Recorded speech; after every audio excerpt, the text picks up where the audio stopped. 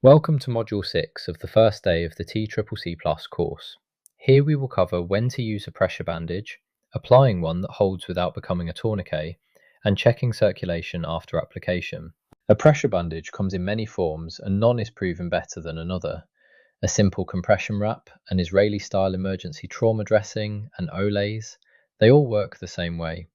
The pressure bars and clips are mostly marketing, and the bar on the classic Israeli dressing is fiddly and does not do what people expect.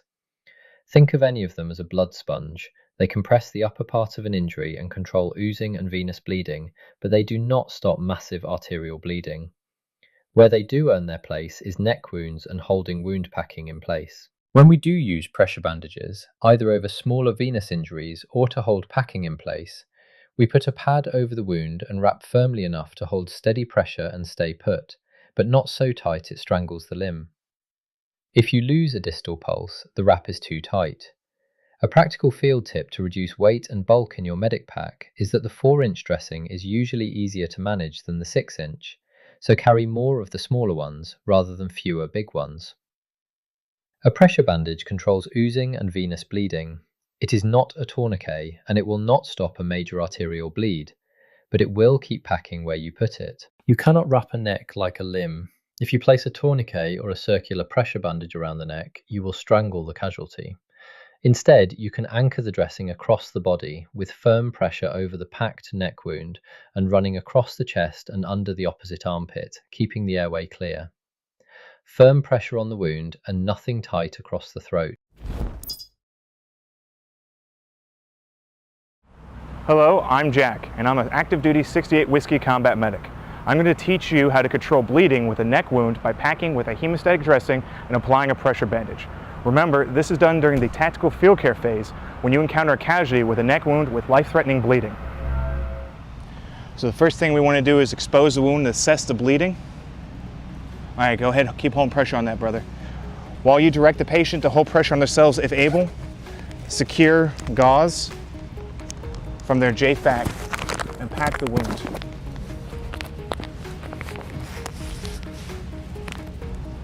Create a ball of the hemostatic dressing. Be aware it may be necessary to cut clothing away from the wound to fully expose it. All right, go ahead and move. Insert your ball of hemostatic dressing into the wound and 1-for-1 replace it while maintaining pressure. Continue to do so until the entire wound is full. The goal is to accomplish this in less than 90 seconds. Once you fully pack the wound, take any excess and pile it above. You want 1 to 2 inches of excess gauze outside the wound. If you do not have 1 to 2 inches of excess gauze, additional gauze may need to be added. You will hold pressure for 3 minutes and then assess whether or not bleeding has been controlled. If a penetrating object is lodged in the casualty's body, bandage it in place. Do not remove the object.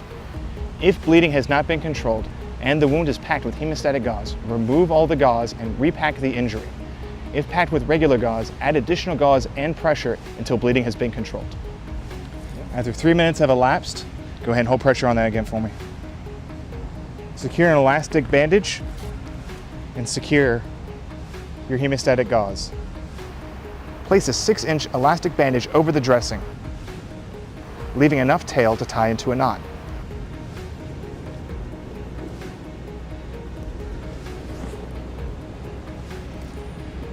While maintaining pressure on the dressing and gauze, wrap the pressure or elastic bandage no less than 1.5 times over the packing material so all of it's covered up. Wrap diagonally across the chest under the opposite arm or armpit, around the back to the neck and back over the wound. Wrap around the neck and under the arm on alternating sides of the tail while maintaining tension and pressure.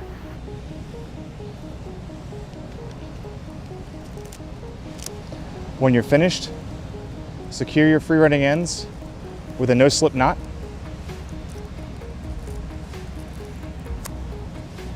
And secure that knot with tape, going at least 1.5 times around the knot.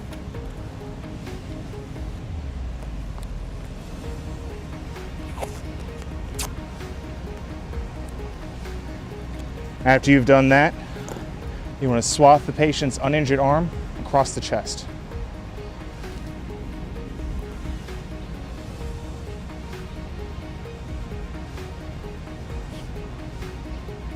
After you finish your swath, you're going to continue to assess your patient for bleeding, document all casualty care on a DD 1380 TC3 casualty card, and attach that card to your casualty.